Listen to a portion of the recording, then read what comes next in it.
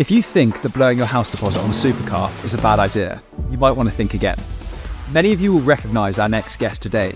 He's a YouTube sensation, automotive aficionado, and suave with a capital S. It's none other than Mr. JWW.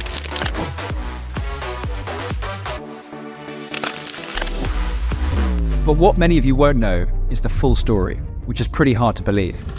One day, a friend of mine reached out and he said, the Crown Prince of Bahrain would like to invite you to his private track day. But life wasn't always cruising in the fast lane for James, and his young life was filled with many twists and turns. I didn't answer the phone for the first half of my life. Couldn't do it. Couldn't say my own name. If I would go up to a desk in a shop to ask for something, couldn't do that. No, definitely no standing up in front of class. Over the last 10 years, James has built an automotive empire with multiple businesses and a car collection that would even stun the Stig. So jump in and buckle up as we take you through the life of Mr. JWW. I'm sitting across the table from someone who seems to be living every teenage boy's dream. And before I get into the story of Mr. JWW, I want to know what it is about cars that really gets you going. Man, what is it about cars that gets me going? I think, at its very core, they're really exciting things, right? I think, as you mentioned, the whole teenage dream thing, jets and boats and planes and things that go fast and make noises are cool. I think when you amplify that and then get involved in the appreciation of racing and Formula One, all of that sort of amplifies its coolness, and then it's, their position in culture and what they allow you to go and do and see and people you meet. But I think ultimately, and not to get philosophical too early, but if you distill down like what a supercar is, it's you're creating fire to propel something really cool forward very fast. Yeah. And I think there's something really innately exciting about that proposition, that it's like, it pokes and tingles every sense. As a human, what we effectively are a big bag of sensory receptors. And these things, smell, sound, travel, everything, it stimulates every one of those things. And I think that ultimately is what really appealed, I would say. Feel more. Yeah, I think it's a feeling. And then when you end up being in a fortunate position of being able to actually experience one of these things, and then the act of driving one very fast, particularly on circuit, that once you've got away the fact that you're doing it, what you're actually doing is controlling this magnificent machine on the edge of physics. You're playing with how this living, breathing, fire-breathing machine is propelling you forwards at this rate that you quite simply shouldn't be doing as a human. Yes. But you're in control of it, and you're finding and playing with the limit of traction. And I think that element of, there is an inherent danger to it when you're driving them fast. And I think, let's not pretend that isn't part of it too. And I think, throughout history, there's been the glamour of that. Like early Formula One was basically I might never see you again, right? There was always someone, not saying that this is a good thing, but there was always someone in trouble or dying in vintage F1. And I think that the media exposure and coverage at that time basically painted these guys as like gladiators in cars. And I suppose there's all of this melting pot of everything that I've just said condensed into an experience. And you're like, oh, I'm part of that. Now I've felt it and experienced it. And all you ever want of that is to immerse yourself more in it. Yes.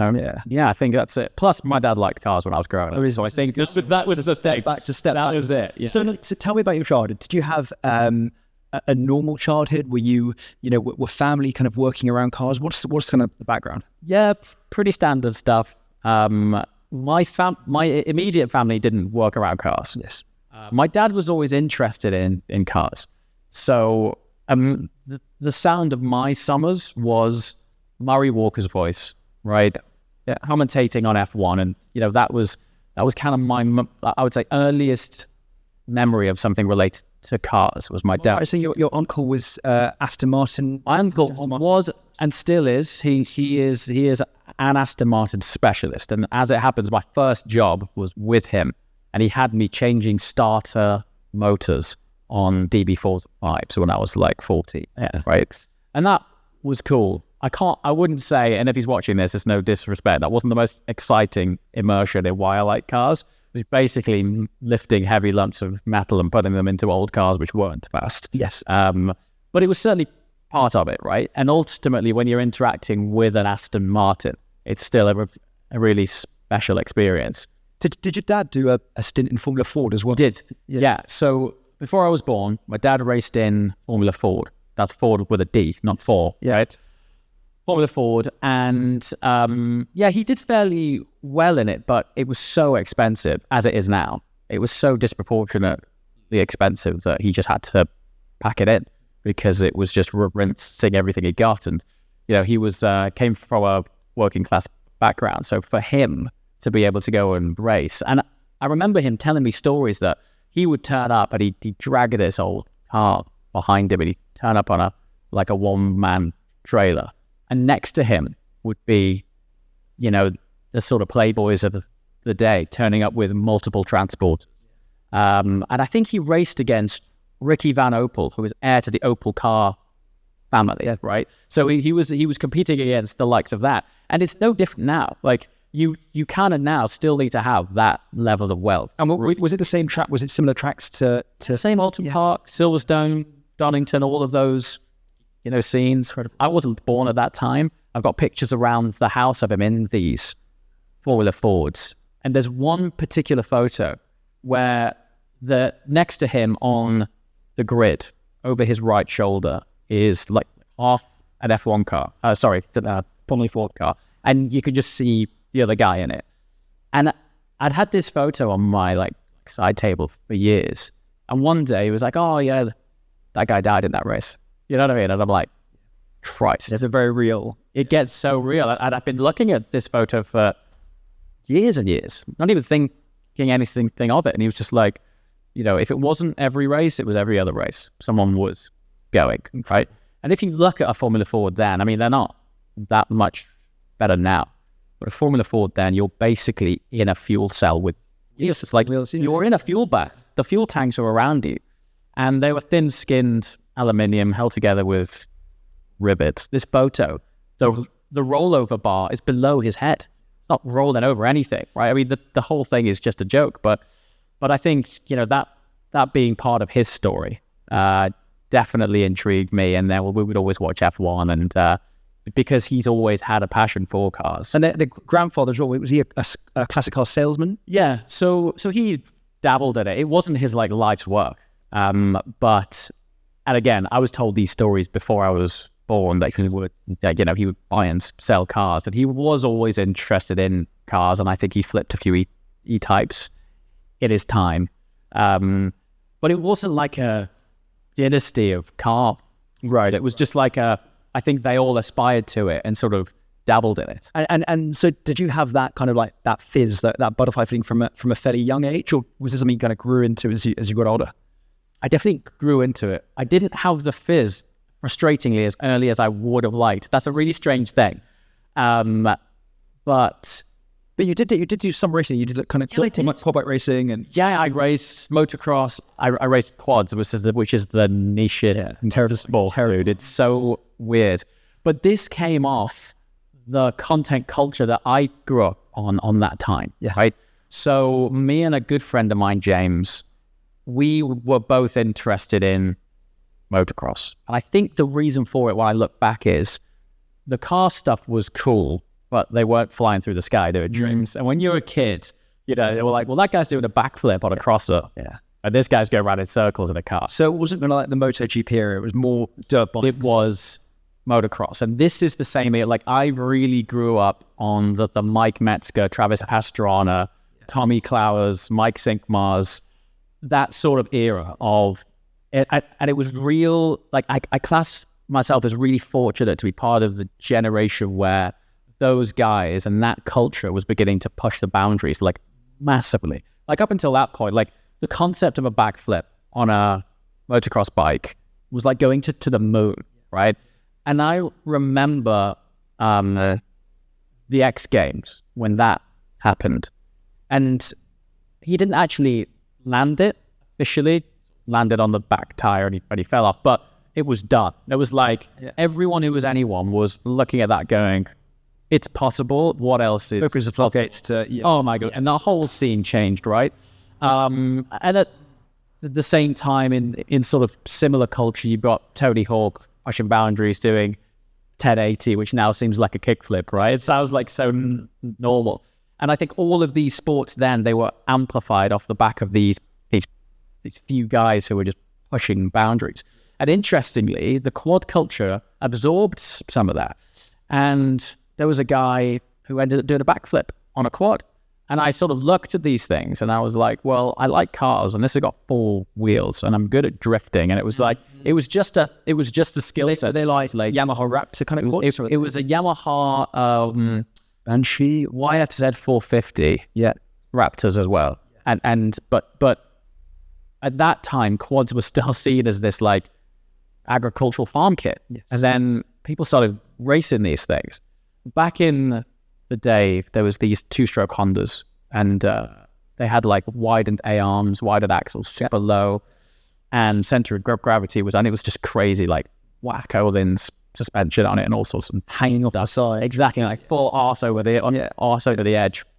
And but there was no culture for that in the UK at all. And for some reason, I was watching this American content, and I was just growing up on. When I look back at it now, it was clever content marketing from Fox. So Fox Racing, they do all the jerseys and gloves and helmets. I was watching, VHSs, right, of content, and it was brought to you by Fox. And at the time when you're a kid, you don't think about it as this basically one big promo piece, but that's effectively what it was. And so I think my appreciation for content, because it was just so cool watching these guys film this stuff. And you could tell it had a different feel to like mainstream media. It was filmed on a dad cam. I was going to say very raw content. Really raw and felt very real. But when you watch something so raw, you're like, I could do that, right? So that there was an interest in that and a fundamental interest in the fact that the actual sport itself was cool and they were pushing boundaries. So long story short, before I got into cars, I was off-roading on... What's it, 15, 16 years old?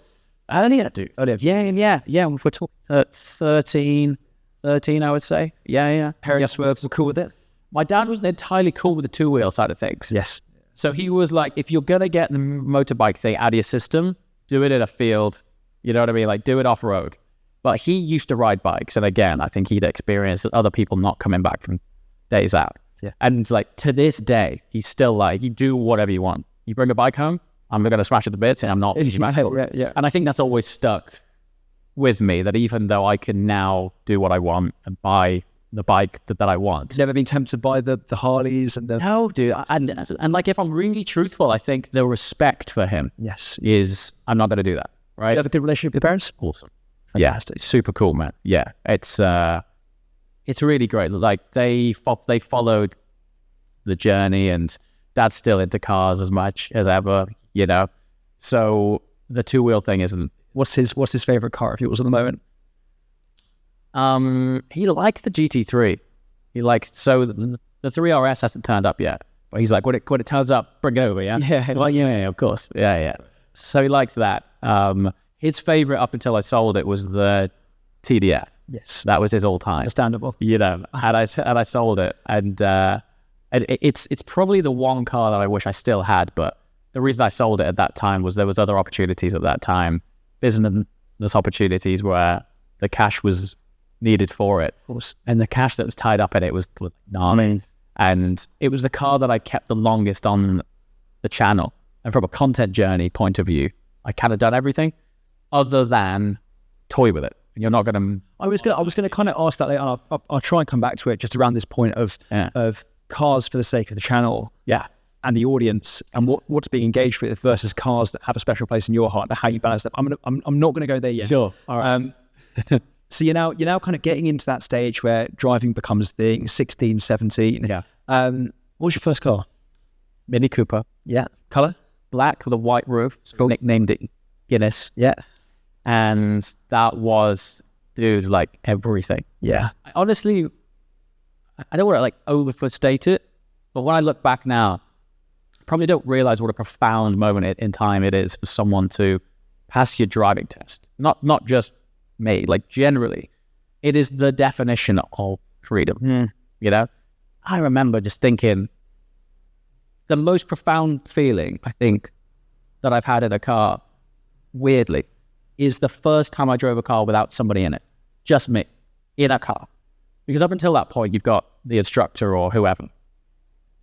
And there's always that aura of, well, let's be honest, behaving, but also like, you know, driving correctly and being sensible, et cetera, et cetera. But more importantly, the aspect that doesn't get spoken about is probably one of the few moments of ultimate privacy that you get. Yeah, nice. It's always walking in on you, right? When you're in that car and you close those doors and you're driving, you are in your own bubble. You're in your own world. You listen to what you want, think what you want, go wherever you want. Go, and it's that for me was like, oh my God. Do you think you've ever had as much fun in a car as that original, or has that amount of fun ever been topped, or is it just different? I would say yes and different. Yeah. So that time was like getting your wings, right? If I can draw a parallel between, imagine getting your wings and flying for the first time, cool. And then further down the line, someone gives you an F-50 fighter. Yeah, that's kind of it. So it's like, yeah, oh my God, I can fly. Yeah. But later on, I didn't know the things I'd be there. So that's what I would say. Yeah. And how much did it cost, if you remember? 17 grand. Okay. It was 17 grand. Yeah. Was it a car that you were kind of lusted after, or was just the kind of best you could do at the time, or what? It was the best that I could afford at that time. My parents helped me with the deposit on it. And it was also pushed. And again, going back to my dad and him taking care of me and not wanting me to be on two wheels. I remember looking at all sorts of other things, because in that price bracket for a first car, it was quite a chunk, right? Yeah. And I remember thinking, but I can get this Citroen Saxo with like 400 horsepower. And now I look back and basically I remember my dad changing his tune between not wanting to help me out on any car until I started expressing an interest in this new car. And it came down to it being safe. Yeah. And that was it. Yeah. Right? So what were the gremlins with it? What were when you think back? The gremlins was the first round of Mini. So this was the very first generation of the new Mini. Had Peugeot gearboxes in. And I went through 3 gearboxes in that one car. They were just butter. I don't know. Was that learning heel and toe? Or was that? I could dodge and toe because I was drifting. I did field drifting. That's kind of where I learnt to drive, really. Was in a field. And so I'd sort of learn heel and toe. And actually, when you race motocross, it's not technically heel and toe, but you do rev match. So the fundamental physics of being able to rev match and matching gears was there. And instead of doing it on the throttle on your wrist, you were doing it on your feet. So the sort of understanding and technique was there. But I just think I just drove it too hard and nailed it. Yeah. And when you start driving, you think you're Michael Schumacher, and you're absolutely not. And you're still finessing your skills. And I was probably doing heel and toe and not doing it right. And I don't know. Anyway, I ended up going through 3 boxes. And weirdly, from what was then technically a BMW product, had a Peugeot box in it. So, Any idea what happened to the cars? I actually went to find that car. I wanted to buy it back. Yeah. And it was written off and it was done. So ultimately, I don't know what happened to it. But what I do know is the day that I let that car go, I had been on a holiday a couple of months prior with some friends to Cancun. And I'd left the passenger side window open on it for 2 weeks. And it was in the middle of summer.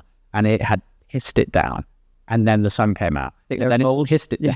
And then the sun came out. And it turned into a mini greenhouse. Yeah. And I came back and it was just full of mold and stench. And it didn't matter what I did to it. I've been there. Yeah. Forget it. It's done. That is when you know your second car is due. Yeah. Right? So that was the sort of final fate for that thing. I remember the fake leather, the pleather peeling off the steering wheel.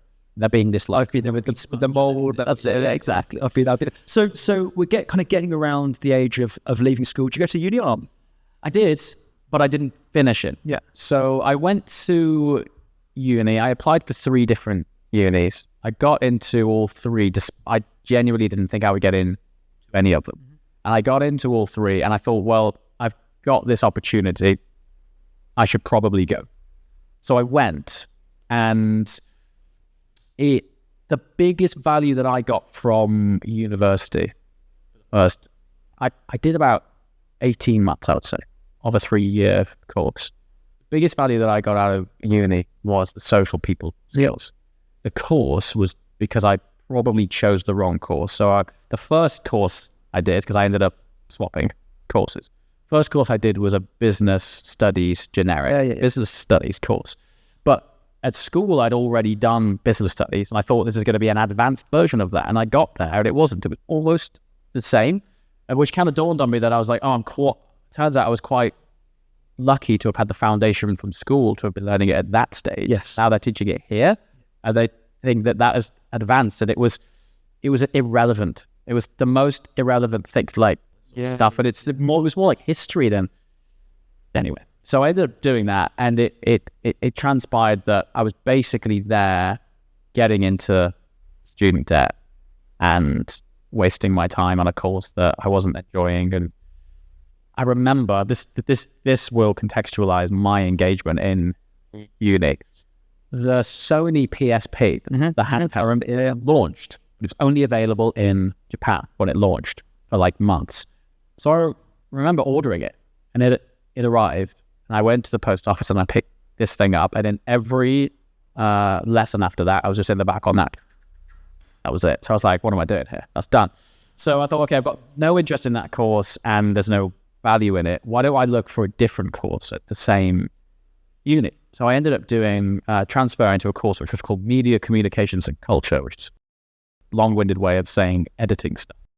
And I'd already got what I thought was a basic understanding of editing, because I was filming and editing when I was at school. I've read this for holidays, ski holidays, etc. Exactly. Yeah. But going back, I would say my first sort of entrepreneurial thing that I didn't realize was I would film throughout the entire year of school, and then at the end I would make a DVD, right? A literal DVD, and I would compile this end of year leavers DVD, and I would sell it to all of the parents whose kids were leaving, and they would buy one for their aunt and their mom and dad and all sorts of shit, and it was brilliant.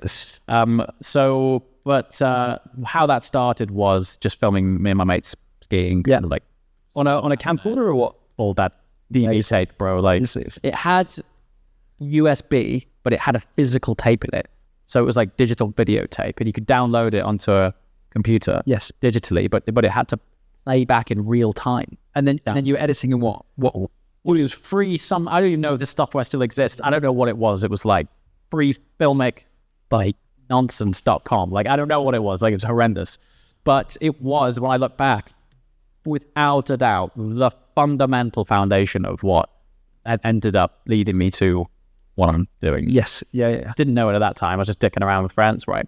And I've lost track as to where that...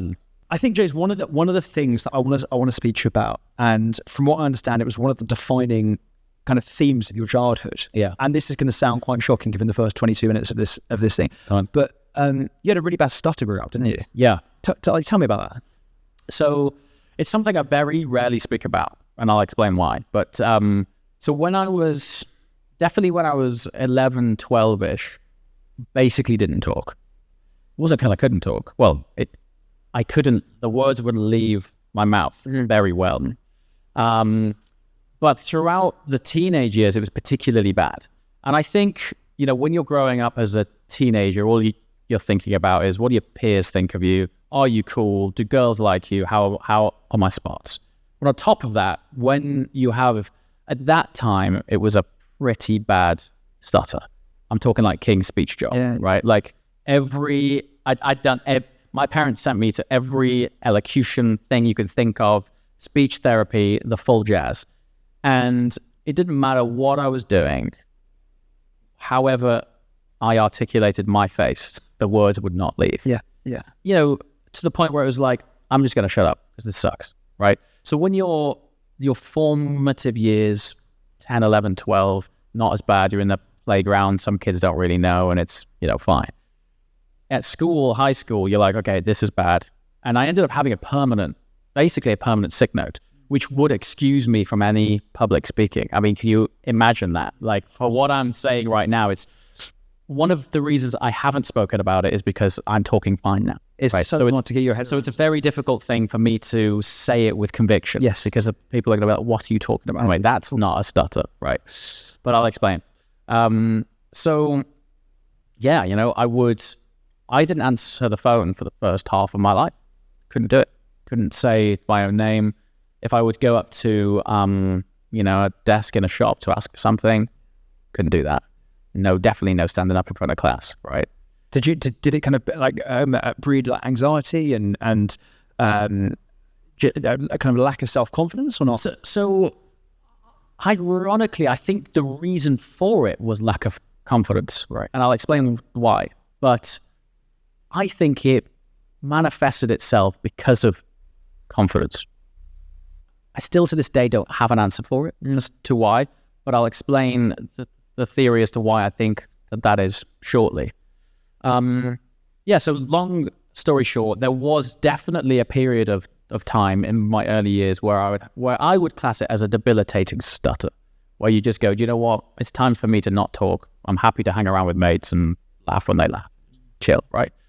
And so I remember growing up and my parents joking with me like, at least you don't want to be a newsreader when you grow up, so don't worry about it. Yeah. And thankfully, I didn't get bullied too much about it. I had a good circle of friends, and it never impacted my life to a degree where I couldn't get by. But it was always like ever, and still to this day, there's never not been a day where something's there. Yes, yeah. However, going back to that filming at school, we need to fast forward now to like probably age, 15, 16? Yes, yeah. So I'm filming at school, and I remember in a fashion that I cannot explain, I felt the need to provide context on camera as to what was happening. So I turned the camera on myself, and I'm with my 5 closest friends, which in your environment is your comfort zone. We're having a great time. I'm not thinking about my speech or anything like that. And I remember turning this camera and speaking to it as if I was totally normal. And my reason behind that was it was the first time that I would have control over my voice before somebody else heard it. Yes. Yeah. Because I captured it in this box, right? And it was this like safety blanket. I was like, hold on a minute, if I have to take 42 to get this, then whatever. It doesn't matter, because I can either decide that no one will see it, or I can edit it so it sounds okay, or I can take it again. The irony of it was I did it first time because I had this psychological safety blanket. The most kind of revealing thing about this stuff, the most kind of personal, intimate thing is ultimately this. So I remember talking to it, just coming out, and I was like, this is the most life-changing moment I've, to this day, ever, right? And so from the outside, from the more contemporary stuff, audience would be forgiven for thinking that I do this because I love cars. And I do, but that's my subject. I still to this day edit everything, and I film almost everything. Incredible. Because of that, right?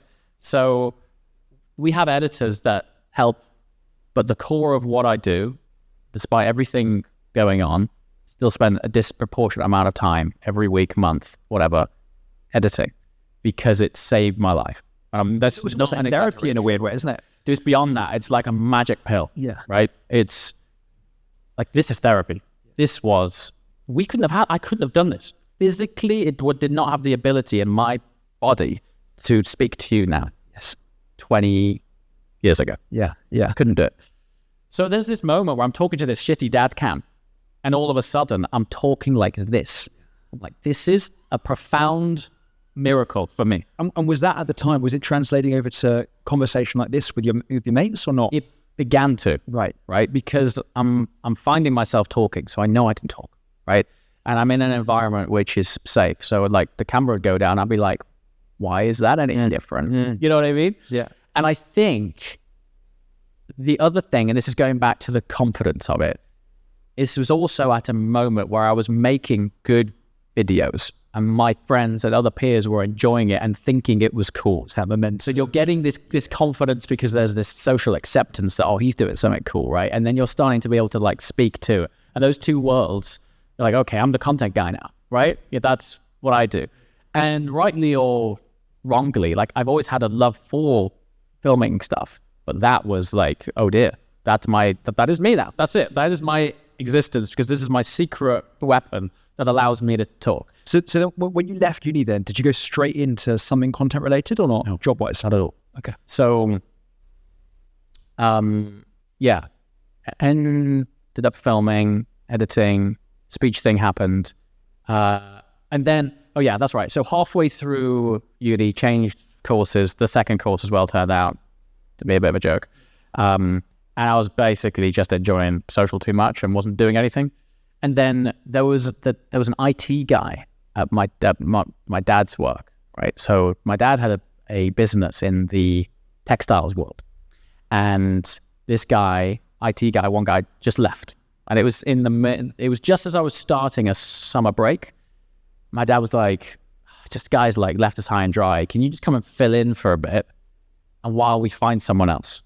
And I was there for 8 years, right? So I ended up helping out, and it was mostly because when I got there and got under the skin of it, I was like, "You've been running this business how?" Like, I remember the first time I started working there. This is before PCI compliance and data protection. People would phone up from a printed catalog that had been posted to their door, and they would place an order for something. And then there was a lady in the office who would write down their credit card details on a piece of paper, and then she would stick it on a spike like a receipt. Yeah. And then they would hand this stack of orders to me and put a chip and pin machine in front of me. And I had to process everyone's card number manually. Just stacks of people's credit card numbers. It was insane, right? So I'm sort of thinking, there's better ways, you know? Yeah. So I was brought in for this other role, which when I look back at it right now, I truthfully had no idea what I would have done for that role. But it was a classic case of, okay, well, I can't really help out there. What else? Work my way into it. Can I do? And you end up doing everything, right? So, and through that, just sharing a fresh pair of eyes, you ended up starting to integrate just more contemporary ways of thinking, right? So we ended up getting rid of that, and then the e-commerce side of it grew a lot more. And we were doing quite innovative product development, and then photo shoots that we were doing evolved, and then we basically dumped the printed brochure in exchange for a highly targeted email campaign. So this is the commercial side of things. Exactly. Yeah. So it was very much an e-commerce marketing-based background that I learned on the job. Yes. For about 8 years. And what was happening alongside this on the car side of your life? What was happening at this stage? What were you doing, interested in, buying, selling? Zero. I wasn't doing anything. So I'd always... Filming had also stopped or not? Filming had stopped. Okay. Filming had stopped, and all of that had stopped. And, you know, again, no disrespect to the opportunity that my family gave me, but ultimately I was working in a very small, like MDF pop-up office with inside this factory on an industrial estate in Stoke-on-Trent that overlooked a scrapyard. And so it wasn't the most aspirational environment, and it was not necessarily the thing that I'd seen myself doing long term, but here I was 8 years in. And I remember, this is going to sound super weird, bear with me on this one. When Downton Abbey was on, here we go. When Downton Abbey was on, it was on a Sunday evening, and I believe it started at 8 and finished at 9, or started at 9 and finished at 10. Yeah. But I remember when the theme tune came on for that, I used to get a little bit of anxiety because it was like the alarm bell for Sunday evening. And then the reality was, Sunday scare. After this, probably going to get yourself ready for Monday. And I hated Monday. And I remember feeling this quite often when this theme tune played. And I would watch Downton Abbey, and it was like a bit of escapism. And then it would end, and I'd be like, okay, back to it. And this happened for a few years, and I thought, I haven't changed anything. Why am I still doing this? Like, it's not great. Downton Abbey's back on, theme tune's playing, and I'm still the same person doing the same thing. Yeah. And so I got to a point where I was like, I need to do something. And I did get to a point where I was like, this is actually not really enjoyable, not really doing what I'm doing, you know. And it's funny that the misconception of working for a family business is you're high flying and you get paid loads. And the reality of it is you do everything because you're the family, and it's easy for you to integrate and end up doing absolutely everything. And I wasn't paid anything like what people think.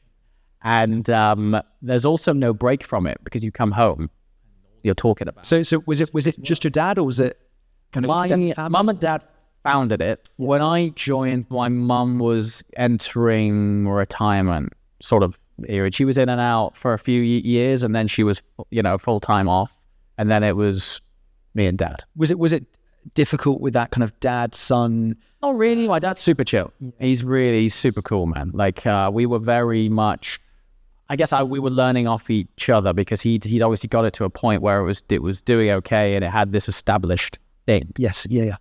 But I was bringing in the breath of newness, right? And I was just going, okay, well, instead of printed brochures which are costing you an arm and a leg and the conversion's pretty poor, why don't you save on all of this design, print, packaging, and postage, and do it on an email? And you know, it was small, tiny things like that. And then we would evolve it and work on conversion funnels for websites and affiliate links, and then social media came out, and we started to expand on there. And so it was bringing that side of things to something that was already established, but it never got heated. In fact, it was pretty boring. Okay, I think that's quite unusual. Maybe it is quite unusual. That's maybe it is. Yeah. So right. So you're getting kind of this feeling that your life is not going in the direction you want it to be going in. Yeah. Like, where'd you go from there? Right. Are you looking at other businesses? Are you looking at doing your own thing? So, I mean, I didn't know what I wanted to do. And I remember there was a period of a few weeks where I thought, if I could wave a magic wand, what would I want to do? And truthfully, I couldn't identify what the end result would be, but I knew it was cars. That's all I knew. At that time, like, I would read Evo magazine, cover to cover, every word. And any content that came up online, I was all over that. And I would be able to regurgitate and tell you the stats and specs of every car that had launched that year. So I was like, okay, I clearly got this diehard passion for cars. I'm not doing anything to do with cars at all.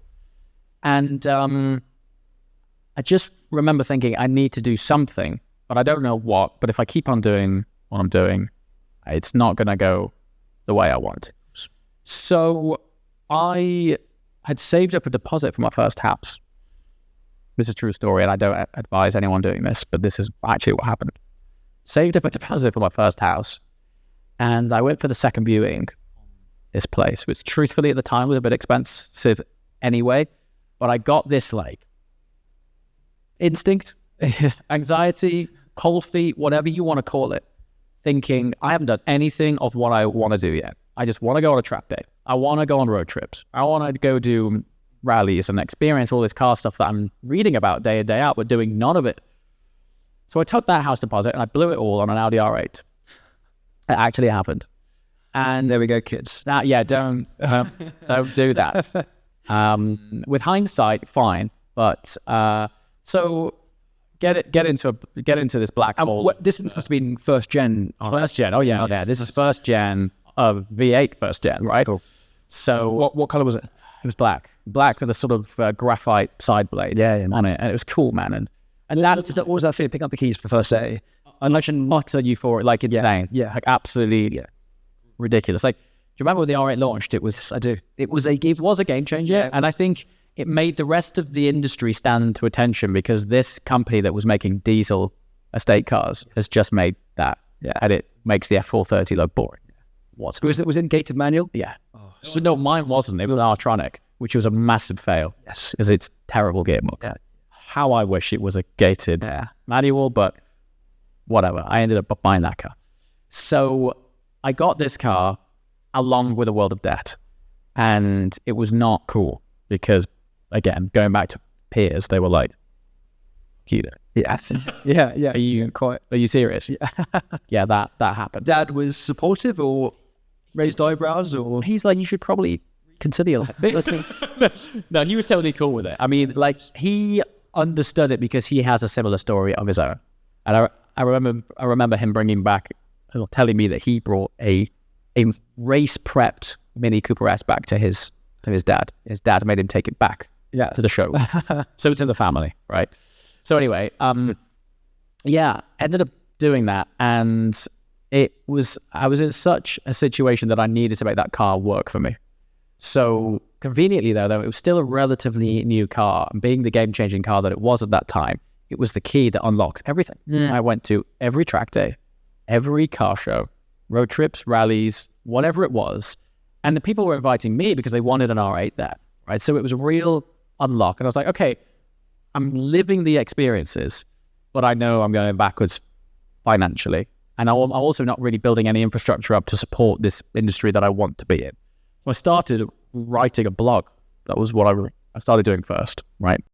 And on YouTube, was anything happening at this stage or not? No, I wasn't doing YouTube at all.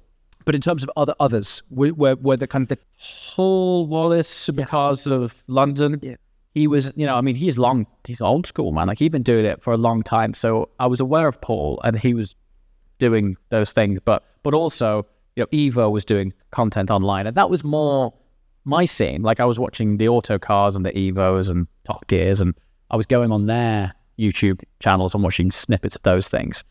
Because it was the words I was reading in film, right? It's like, this is the best thing ever. So I ended up going to all of these events, but the act of content creation, as you're well versed, is not a small task, and it's a full-time thing. And I just didn't have the time, having this full-time job, to be able to film, edit, publish, promote. So I thought, I'm going to start a blog and just see how it goes.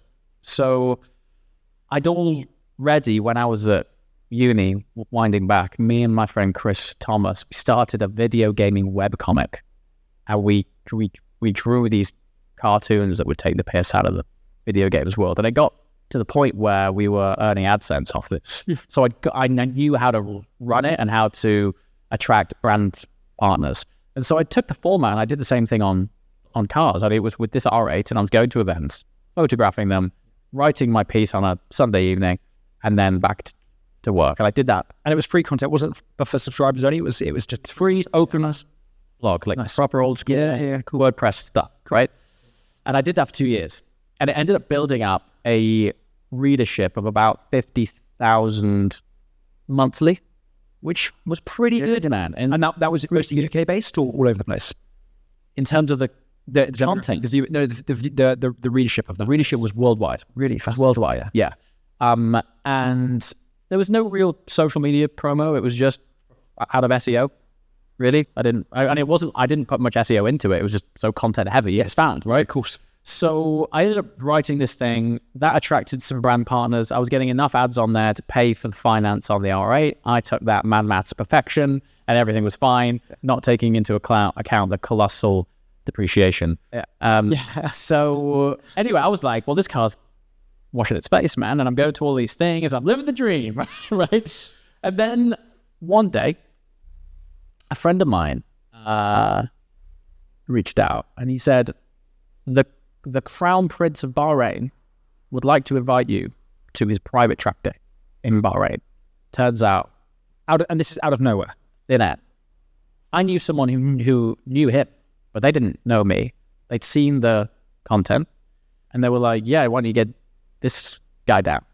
So sure enough, we get on the flight. We go over. My friend who invited me was from Saudi. He was friends with the Bahrain set. Get there, and of course the Bahrain circuit is effectively their circuit. So it was the Bahrain Formula One circuit at night, totally private. And I'd taken the dad cam because I just thought, if this is as awesome as I think it's going to be, I want to remember. It doesn't matter what I write. It's never going to be as good as what I shoot. Yes. So I take this camera, and every pit lane garage of this thing was open with all of this guy's cars. And we're talking like McLaren F1 LM, private F1 cars, Speciale, everything. Yeah. And that was when the 991 Gen 1 GT3 had just launched. It was box crash, one of the first that was there. Speciale was there, all these things. And it was a case of take the keys and just crack on. So I filmed this thing. And was this with any of the kind of the YouTubers at the time, or not? Was it? No.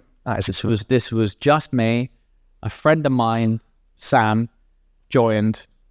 He was and still is a photographer, but he wasn't a prolific content creator. And we just went out as mates. So I was like, I'll film this and put it on the blog. It's gonna be cool. So I filmed this thing and it turned out to be ridiculous. And so I got back and I edited the video, which was in the same style that I used to shoot back at school. So I'd not filmed up until that point. And I thought, I need somewhere to host this. I wasn't thinking of YouTube at all, but I thought YouTube will do it for free. So I hosted it on YouTube to get the embed link. That was it. Put it on. 50,000 readerships there. So that video went nuts. And I think it did like 250,000 views in the first week or something. This was the very first video you put up. This was my very first proper video. Yeah, okay, right. You obviously had to create a YouTube account, and I did a couple of test uploads to get a feel for how the dashboard. Yes, yeah. But the first proper piece of content was that. The first edited, curated, this is a proper video. And I put it out, it did like 250,000 views on a channel that had like 12 subscribers. Yeah. Right? And of course, Algo picked it up because it was booming. But it was all because it was embedded in your blog. Anyway, I was like, oh shit, like this is nuts. I'm going to find out more about this thing, right? But channel was new, no AdSense, nothing. Unmonetized content. Any kind of brands getting in touch from that video or not? Nothing. Zero. But the channel got 1,200 subscribers off the back of it. Yeah. And the comment section was the most fascinating. The comment section was what perpetuated everything after that. So in the comments, they were like, oh, we'd love to see this next time. I would see that next time. So I wasn't thinking what to film next. I was going, sounds like a good idea. I think I could probably arrange that. And was this the first time that you started thinking about YouTube commercially? No. Or not? Not you weren't there? No, this time I'm like a kid in a candy store going, whoa, okay, the blog's doing well, and this video's just blowing up, and there was access to some cool cars, and maybe I could take this example of content and take it to someone else and say, pretty please, can I borrow your car to do something similar? And, YouTube still wasn't on the cards. It was kind of a happened to be because of the blog. And I'd created this content that kicked off. And then it was like okay, turns out I could do this content thing. Little did I appreciate the subject matter was insane. So that's just why it went really good. So lo and behold, the next upload did 2,000 views, right? But I kind of didn't mind because at that time it was just the excitement. And going back to the getting cold feet on the house because I hadn't lived something that I was really hoping to, all of a sudden doing these things and I was living the life a bit. I was like, this is interesting. So it became much more of this is opening some interesting doors, and the lifestyle that I cannot afford is being opened up to me to experience. So if that's the best it ever gets, at least that's cool. Yeah. And that's how it went. So I ended up probably doing a video every other week because again, you don't have the time. And you weren't working alongside this. This was full time. No, I'm still working my full-time job. You are still okay. Still working full-time job. Still living for Friday to go and write a blog on Saturday. And every now and again, if an opportunity came up, I'd film something and upload it because I'm still a full-time job. There's not enough time. So I carried on doing that a few years. The story as to how I ended up doing this full time is kind of wild. Right. You're now on track in terms of you're getting that fulfillment from the car scene. You're kind of putting the foundations and you're doing the right thing, but you're nowhere near full time yet. Nowhere near the journey of getting towards that full time. Right. So nowhere near full time and scratching a living with AdSense. And I say scratching a living, working this full time job, and the AdSense is kind of covering the rent on the car. Yeah. Right. So doing this for a while, uploading sporadically, getting on with things. And then out of the blue, Jaguar Land Rover reaches out to me and they say, we've got this new car launching. We'd really love to talk to you about it. We'd love to get you involved. Can you come down to our offices and we'll speak about it? So I'm thinking, at this point, you will go to the opening of an envelope for content. That's just the game. It's a hamster wheel, right? So I'm like, they don't really matter. I've only ever filmed supercars, sports cars. From now until then, that's it. So I'm thinking to myself, if Jaguar Land Rover want to speak to me, maybe they're relaunching the XJ220 or something. They must be doing something really cool, right? So I go down to London, and at that time, JLR had basically acquired a production agency called Spark 44. And Spark 44, I think, used to be an external agency that had so much JLR work go through them that they just absorbed them and said, be internal and do us exclusively. So I get there, and they're like, okay, I signed the NDA, and they took me into this big white room. And they're like, right, so we're launching the XF shooting brake, which is posh for diesel estate car. That's what that is. I'm like, right. And they go on, they're really enthusiastic about it. They're like, we've got Andy Murray on board, and when the car launches, he's going to drive it onto the court, and we're going to have an interview with him, and it's all going to be amazing. And I'm thinking, why do you want to talk to me? I said, my audience are only really like supercars and sports cars. I'm not sure how well this is going to sit on the channel. And they said, no, we don't want to put it on your channel. We want to put it on our channel. Okay, why am I here? We want you to present it for us. I'm not a presenter, right? And they said, we really love the way that you present. And I said to them, well, I've never read off a script, and I'm flattered that you like the way that I quote unquote present. I said, but it just falls out of my face as I'm driving a car. It's just really what happens. They're like, oh, okay. Well, do you think you could do that for us? And at this time, the concept of being paid for this hasn't even been mentioned or on my radar, because so far, all I've ever done is go somewhere for free to film something. Yeah. So in the midst of all of this, someone walks in the room and goes, oh, here's the thing that you asked for. And they show me this piece of paper with the offer on it to film this video presenting for them. And it was more than I made in the last 12 months, right? And I'm thinking, am I on MTV Punk'd here? Like, is someone going to jump out of that cupboard and go, dickhead, right? And it was real. And I'm thinking, what is going on here, right? So the pitch goes, and I'm going to set up this story because it contextualizes how it ends. But at that time, 360 video was just kind of becoming a little bit more mainstream.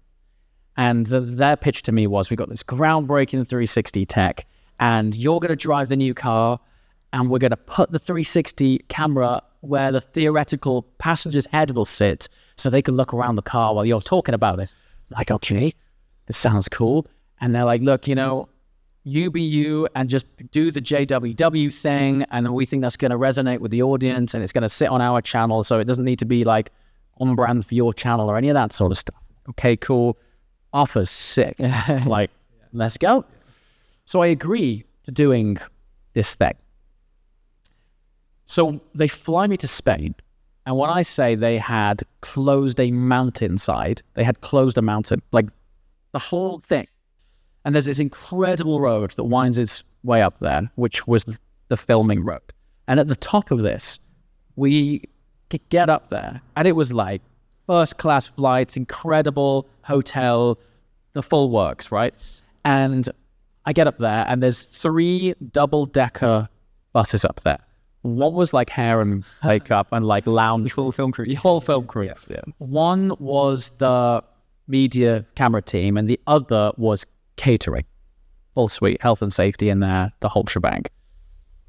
And there's production, and there's literal lights, camera. And this is that you weren't prepared for the stall. This is like, they had not told me the scale of this. It was like, you do you. You get the car and you do you, and we'll take care of the rest. And I was like, all right, cool.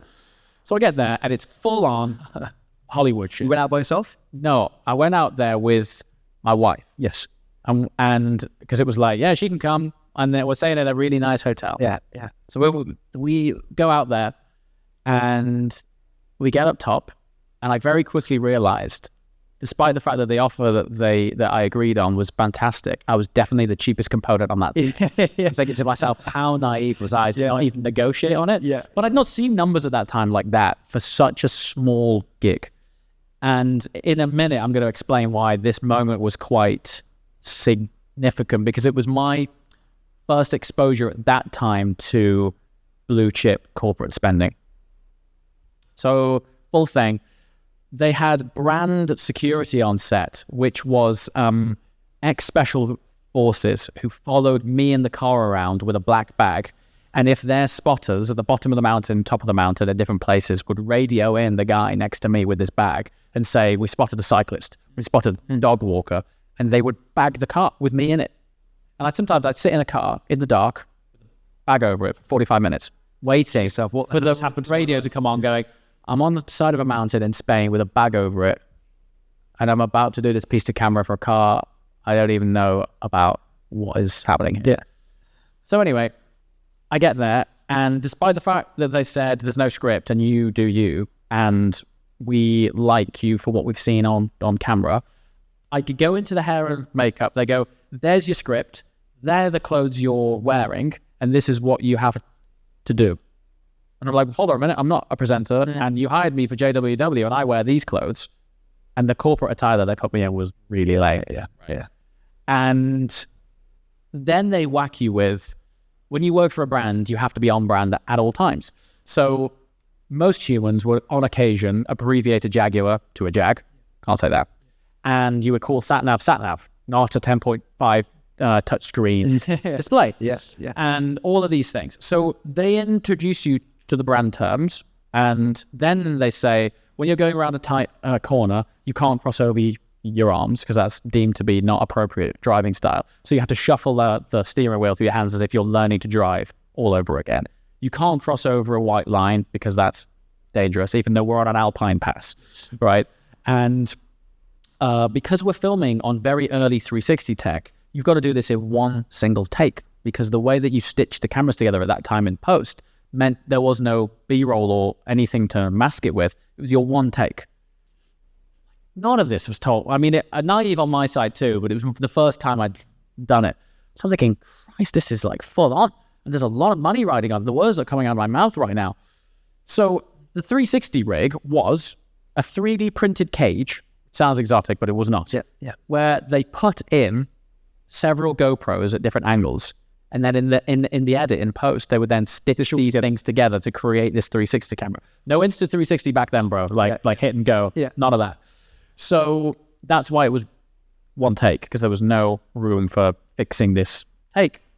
And how they fixed it up was, I'm driving a left-hand drive car, and in the passenger side right rear seat, they had this flat piece of wood with a scaffolding arm that came over the back of it. And they put this scaffolding arm through over the top of the passenger seat to recreate where the head would be, to hang this camera off it, where the head would be of the theoretical passenger. So when I'm driving this alpine road going, look at the panoramic sunroof and the 10.25-inch touchscreen display like a moronic robot, they would go, ooh, and point and move at it. Yeah. By some way, I managed to do this thing. It took a few takes, but I managed to do a single 2-minute take, keeping it on brand, driving like an idiot, or as the case would be, not like an idiot, shuffling hands and keeping it all on brand. Everything was happy. Everyone rapped, clapped, rap party in the evening, fly home. Everything done. A few weeks later, this XF shooting brake Reed diesel estate car is launching, and it was going to go on the Jaguar website homepage. Andy Murray's driving the car out, big reveal, boom. So I'm on the Jaguar website, hitting Command R. Refreshing, yeah. Command R. Yeah. Where is it? Yeah. Nothing. Video never came. And straight away you're like, this is me, I got it wrong. Despite the fact there was many variables involved in that shoot, it's all on you, right? Good Christ. So I gave it a few more hours, still Command R, nothing. Next day, nothing. Long story short, video never came out.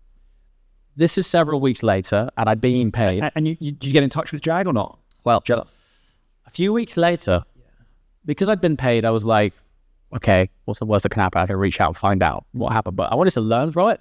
Like, surely, So I emailed them 15 minutes after emailing saying, hey, congrats on the launch. Just wanted to check everything was going well.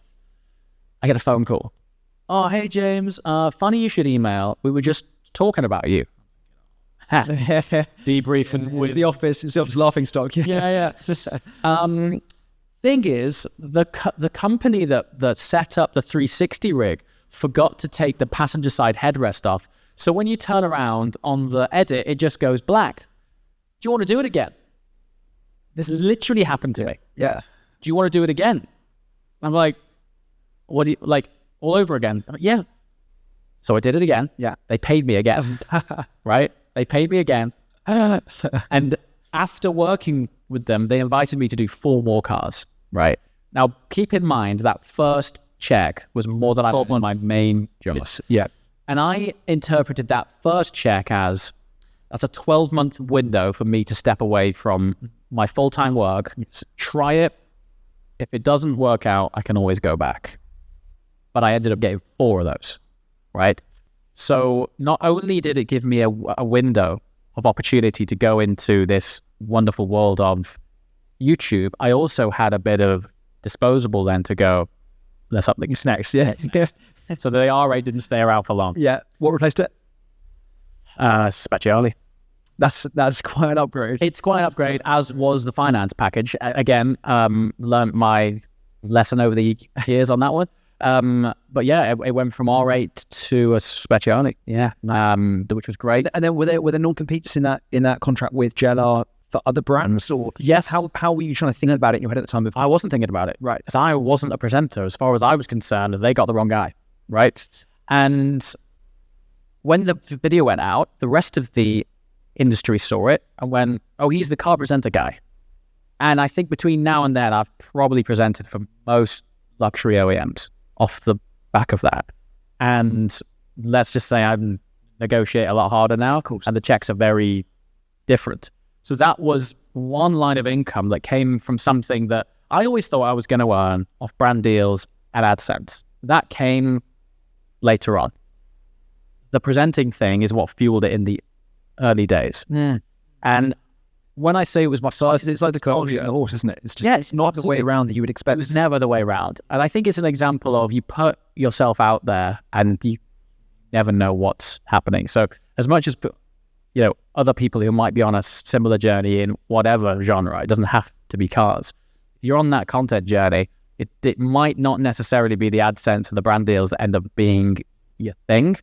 And so, yeah, we ended up presenting for loads of brands. And the biggest one was the relaunch and rebrand of Maserati. And so this was a launch of the MC20. And when was this? This was mid-lockdown. So this was like 2021. Yeah. And they had headhunted they'd headhunted the marketing director of Nike. He'd been there for like 20 years.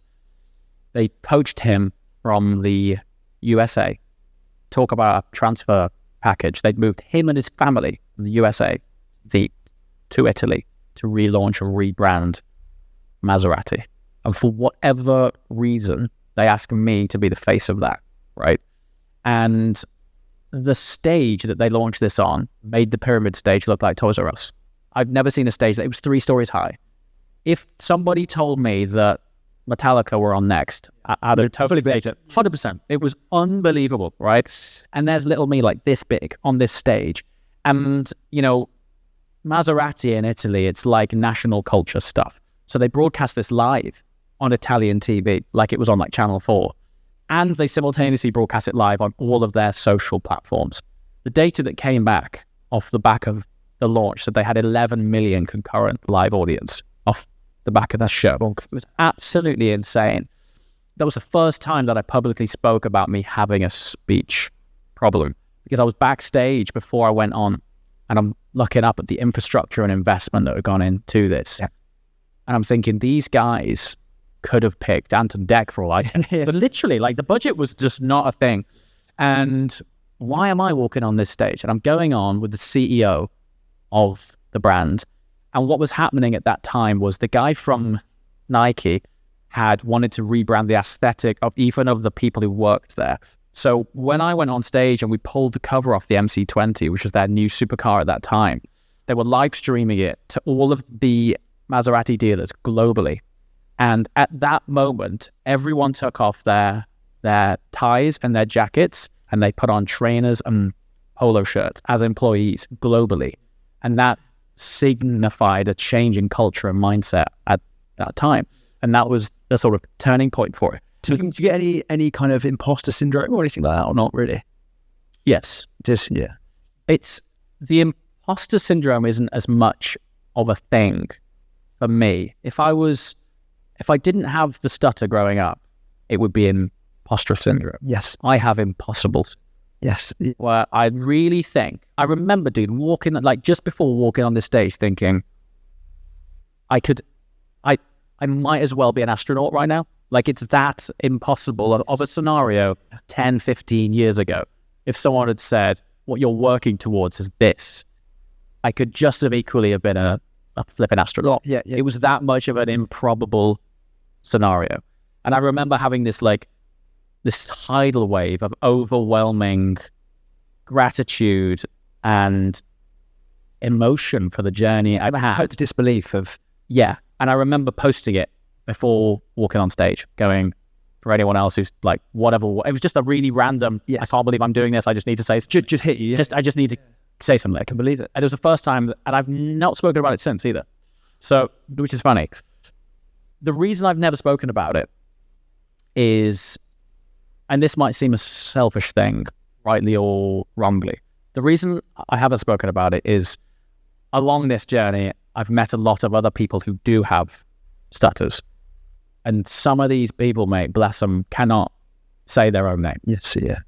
You know, and they're wonderful minds. They're wonderful minds, because I speak to them a lot through email, and how they articulate themselves in written word, for example, is, you know, inside there is such an intelligent, articulate, beautiful human that cannot necessarily, yeah. And it makes me so sad, because I've been there.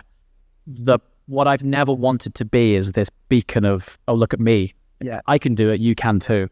The truth is, you might not necessarily be able to, because everyone's speech impediment, stutter, whatever you want to call it, is different to that person.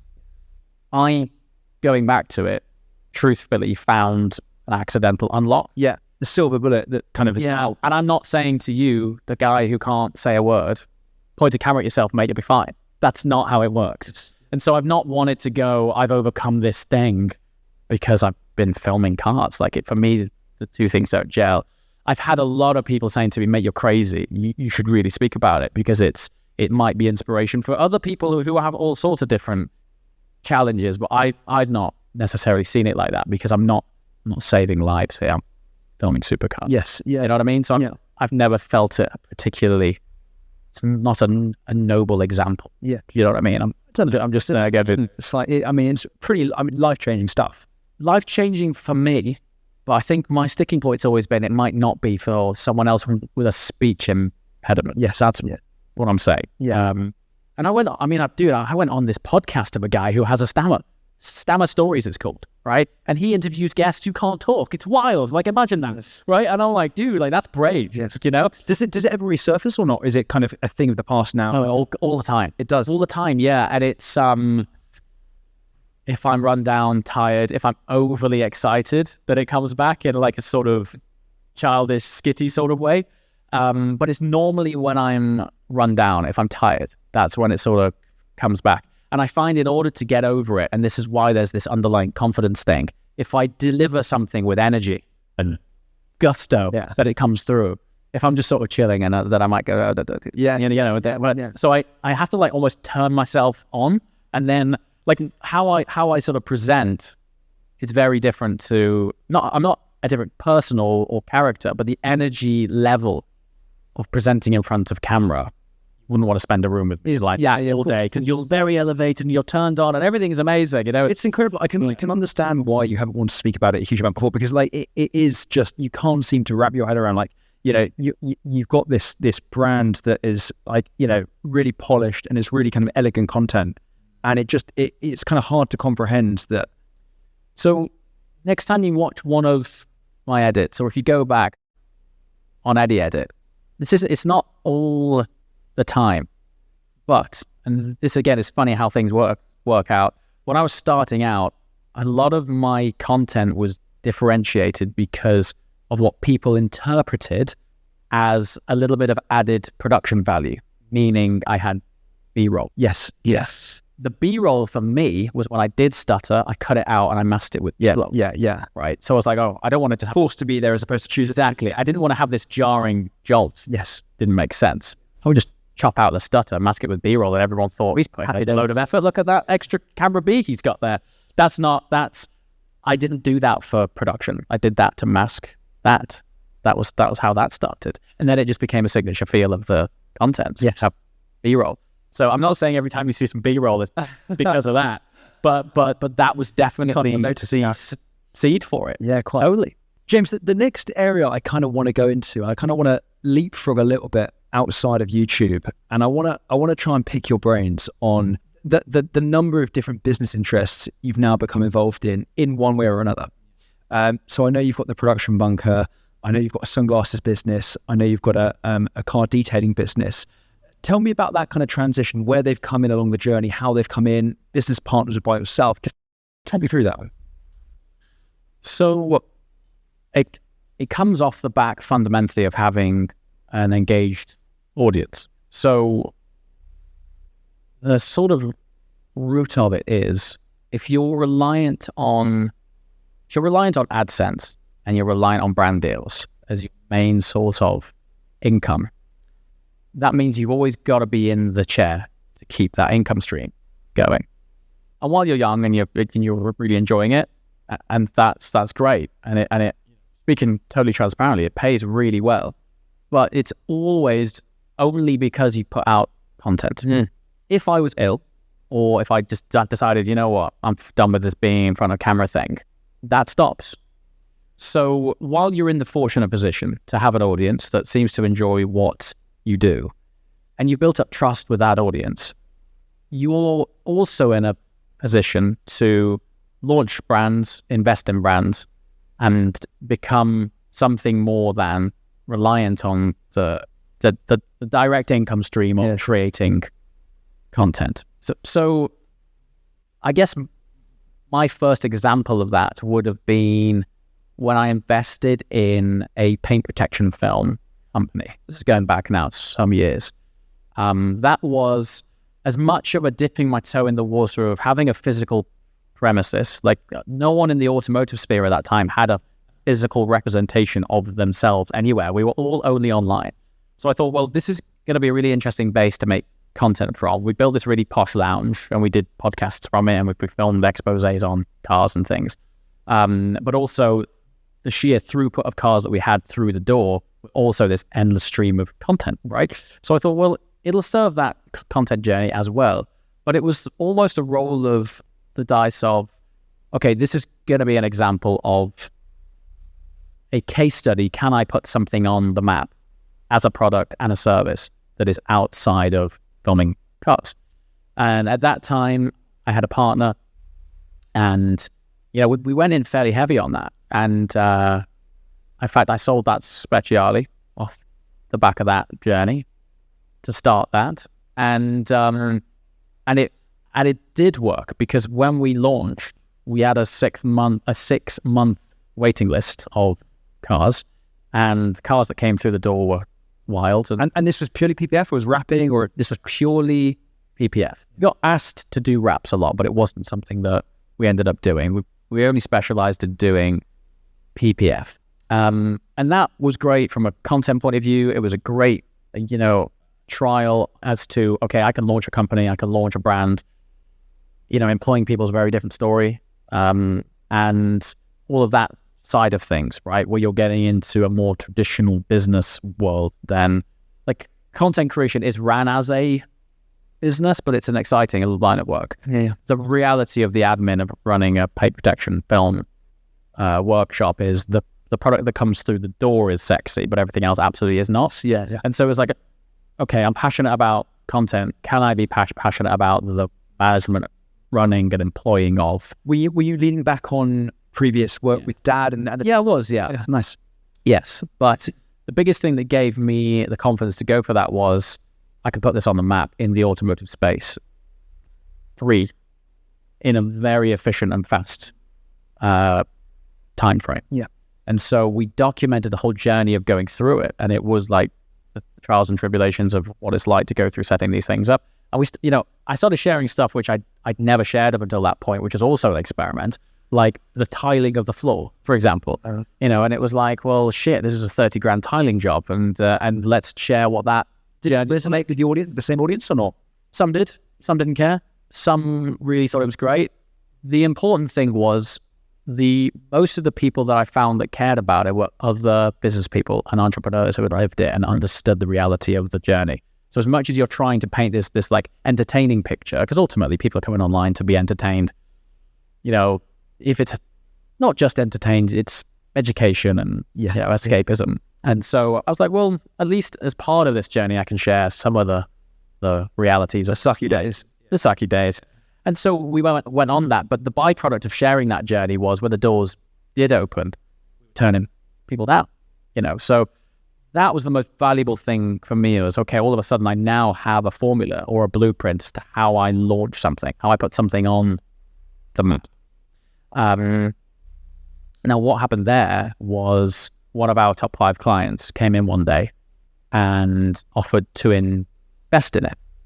And I was the time when we were in the very early days of talking about Koenigsegg. So setting up the Koenigsegg dealership was, again, sounds super sexy. Behind the scenes, very serious, right? It was very serious. And so when you're excited, but also allocating a lot of time and energy towards that, you think, well, actually I could do without the investment in this and I could do exiting this. So I sold out of NVN, sold those shares.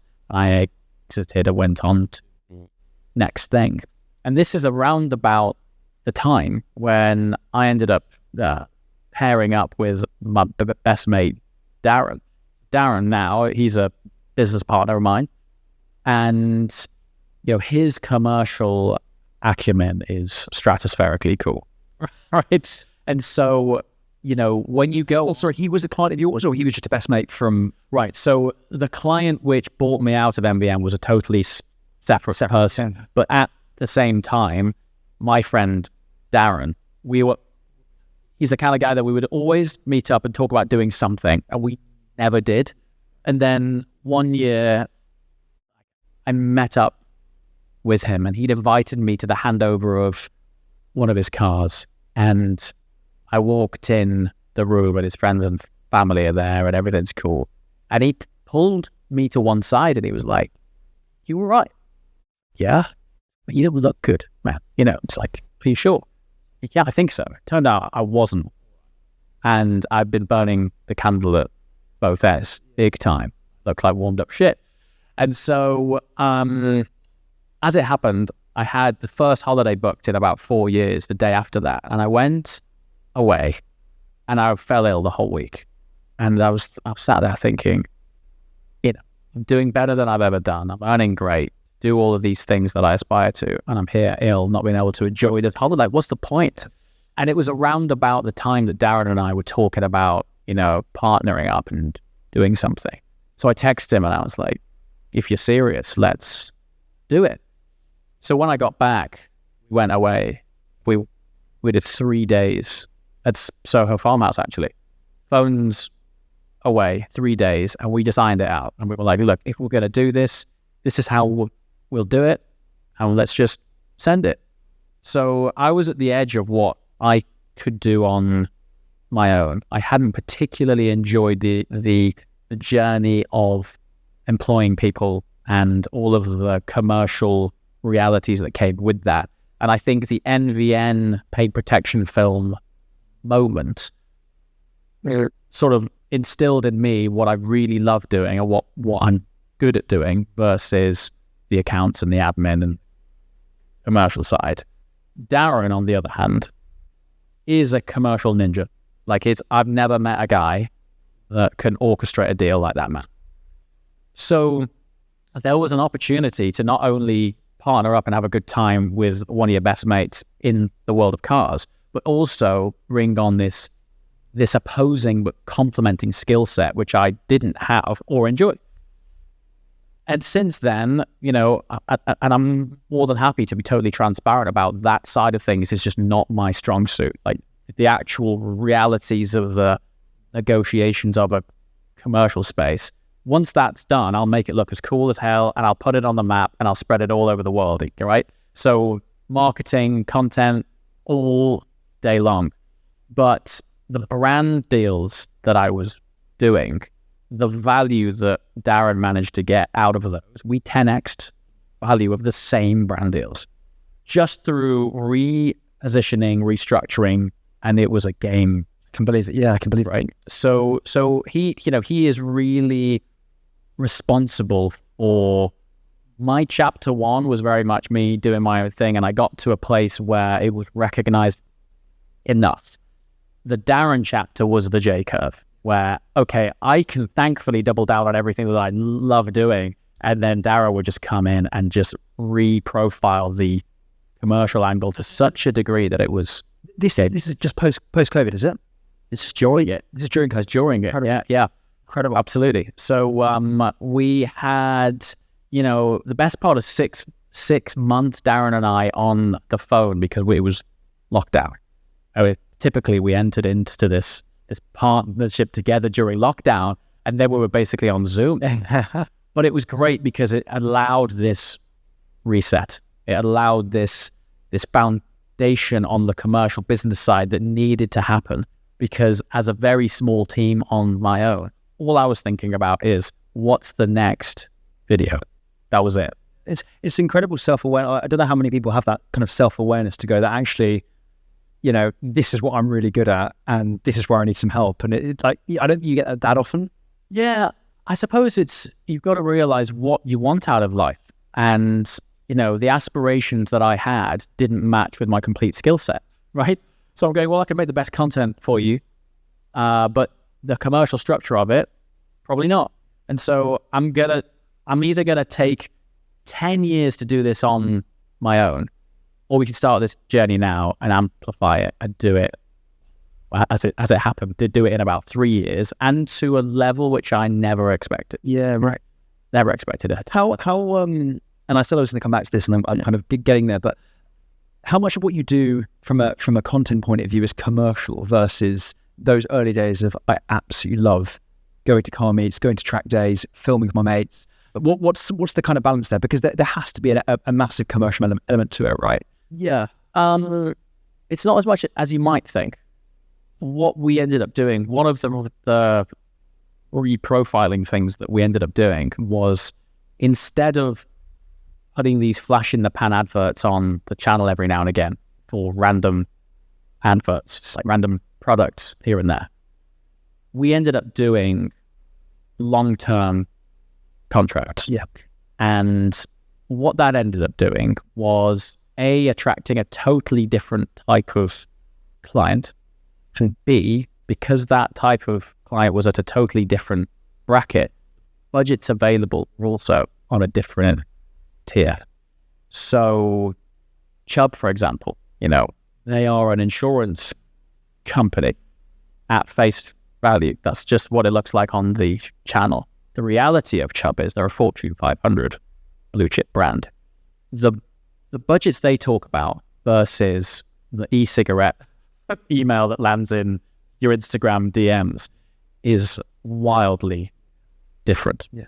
But also within that, you're able to set up deals as well, which are very different. So you've got the ambassador program, but then you realize, as the journey that you're going on, corporate blue chip world sucks at content, right? Like, in a bad way. And it's still approached as taking out an advert to sell something to someone. And so we ended up getting under the skin of loads of pretty substantial brands and reprofiling and taking over their entire social campaigns, website, brand presence, tone of voice, the full thing. And that was a game changer, because then you're almost locked in too, because you're representing them as the face of brand, but you're also doing the mechanics of how their brand works online as well. Those synergies convert well. But also, because you know what you're doing, because you've lived and breathed the reality of what it takes to engage a real audience, the engagement and numbers also speak. And so they're like, okay, that worked, take it over for the next 3 years, right? And so if you amplify that across some pretty big brands, I mean, I've been a Michelin brand ambassador now for 6 years. Again, Michelin is a really big brand, right? And so the levels that those guys operate in are not your flash in the pan, Insta promos. We've just signed a deal with Lego, and that's Christ. We've been working with the. Do you know what it was? Because I was about to say, like, that, you know, where does the future lie? Does it lie in things, brands outside of automotive? You know, you've kind of progressed like fairly remarkably from blogs to kind of polished content to major brands, Fortune 500 brands. Does it start to progress outside of automotive, or is that the kind of the driving core of things? Lego's outside of automotive, but they won't be talking about toy cars. So it is, and it isn't. It does. I mean, you know, going back to having an engaged audience, there's one thing as, you know, working with companies and brands and setting up the production bunker, which is the media side. Yes. But as you touched on, we launched our own sunglasses range, and you know that's sold to 67 countries worldwide. The week it launched, it outsold world duty free combined. So it was obnoxious, which is great for a week, but it only lasted a week. Like launch week we just sold out. Yeah, right? It was insane. Sadly, we don't do that every week. As if it did, I'd have turned up at Azalta with yeah, it was that was an incredible moment of, okay, not only can we put companies and services on the map, we can launch products and sell it worldwide. Yes. Yeah. So we, you know, to this day, every day of the week, we've got hundreds of pairs of sunglasses being ordered. Yes. Yeah. Going all over the world. Right. Incredible. Which is nuts. How do you balance this fairly like hectic work schedule across content, across your various businesses with having a young family as well? Having a very good team, the easiest way of explaining it. Good team and an incredibly understanding wife. I was going to say, it's very supportive. Incredibly supportive. Like, it's not to underestimate the importance of that, because, you know, if I'm really truthful, I do have a suboptimal attendance rate. Yes. Yeah. Mostly because of the nature of the business is such that it's not based out of a home office, right? It's all over the world. And so what's been really helpful is Lucinda, my wife, she ran Gumball 3000 alongside her brother Max, 14 years. So in a strange way, she's almost lived a very similar journey. She's done the wild automotive lifestyle all over the world. And also Gumball is ran by brand partners. It's quite strange. And so there's no explanation. She totally gets it. Did you meet through the car scene? Yeah. And so, but it's still hard. I mean, look, you're still away a lot. Yeah.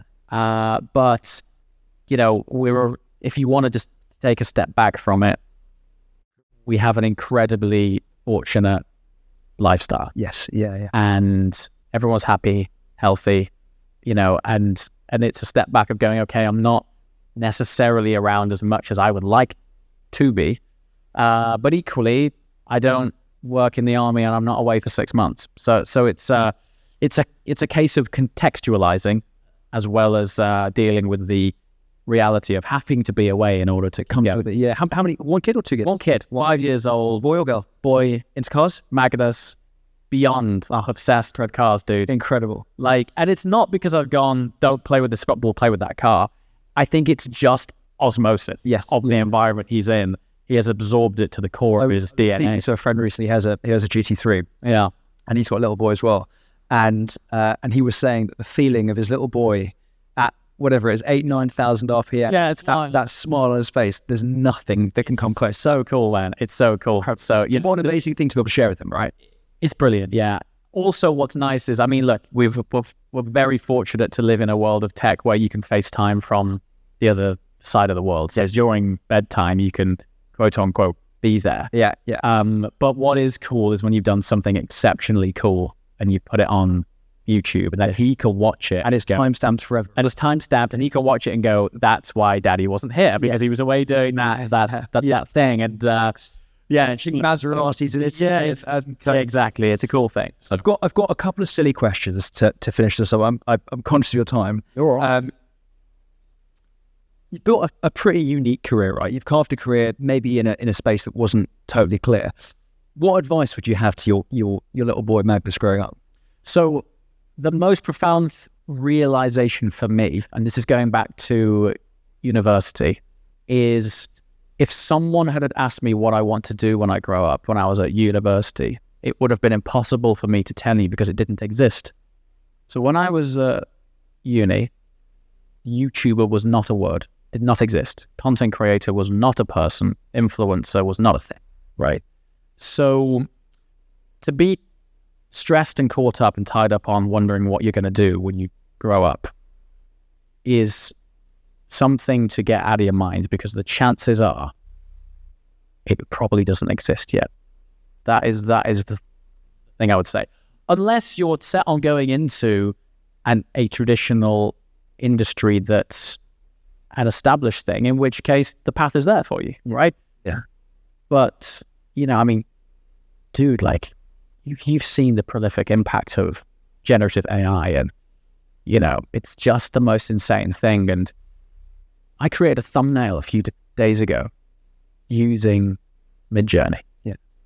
And so if we were having this conversation 12 months ago, we wouldn't have said that. So for someone who's up and coming, 5, who's 10, 15, like, are you kidding me? Like, the concept of you having to be concerned about what you're going to do, the option hasn't even presented itself yet. Yeah. So don't even think about it. Just immerse yourself in what you're passionate about, 100%. And this is the thing that if you follow enough of the entrepreneurial nonsense that's online, it sounds like something out of a Richard Branson handbook, that do what you love. But I feel that I'm a sort of walking case study of this, because going back to the Down to the Abbey theme tune, ultimately what I ended up doing is something that I love doing. And the reason that I'm bringing up this cliche statement isn't because it's nice to do what you love doing. It's because the truth of it is, it's so fucking hard,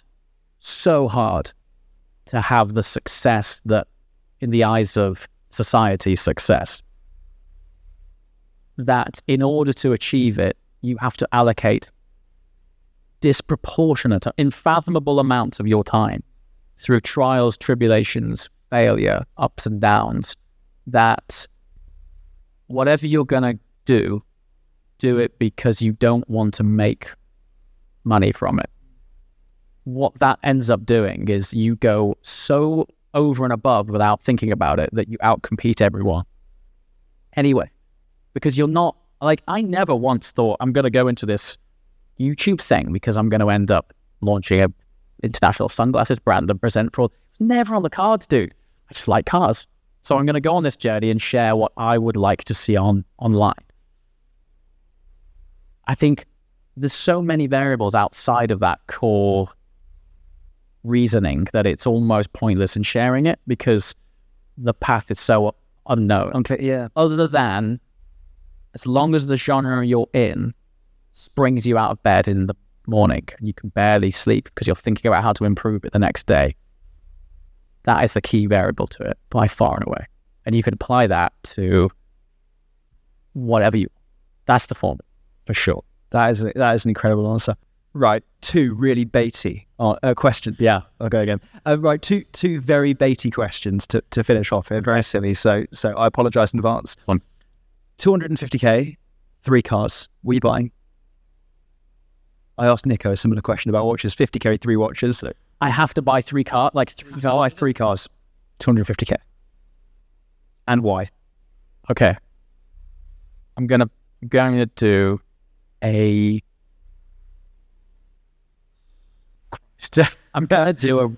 Range Rover. Yeah. For the daily driver. Yeah.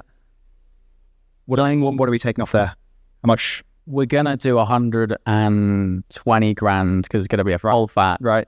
Yeah. Full fat V8. Yeah. Supercharged. Yeah.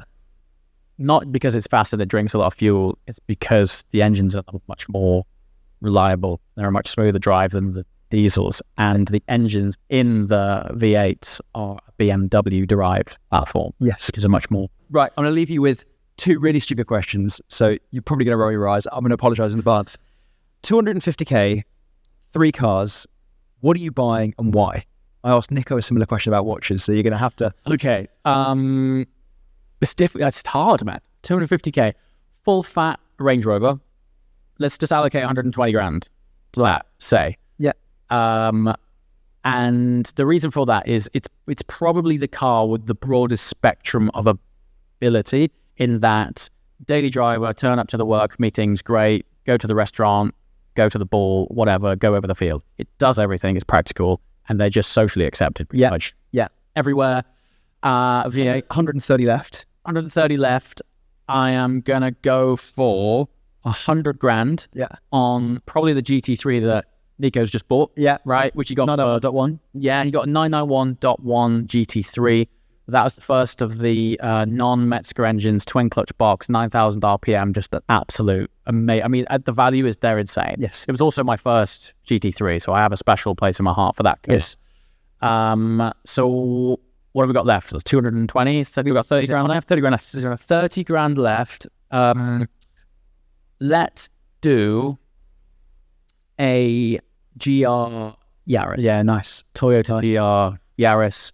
It is a phenomenal little hot hatch. Cool. In the wet, greasy B roads of winter, there is nothing like it. Yeah, very cool. And just, it's good for those wet track days. It's, How you specking them? Colours, I would like a green on tan Range Rover. Nice. I would like a GT Silver GT3. That way, as well, it's a broader spectrum of car, because you can still kind of turn up to places and not be too not crazy loud. Yeah. And then the GR Yaris, mine's bright yellow, but I'm getting a bit sick of it now, so I'll probably do it like a navy blue with like copper wheels. Yeah, cool. Something like that. Yeah, and then this is super basic, right? But if you were a car brand, any car brand, what would it be and why? Dude, that's interesting. I was a car brand, what would I be? And why? Hopefully, I would like to be a sub-brand of Porsche, and I would like to be the GT. I would like to be the Manti GT department, because they're experimental, and they're fast, but they're generally quite reliable.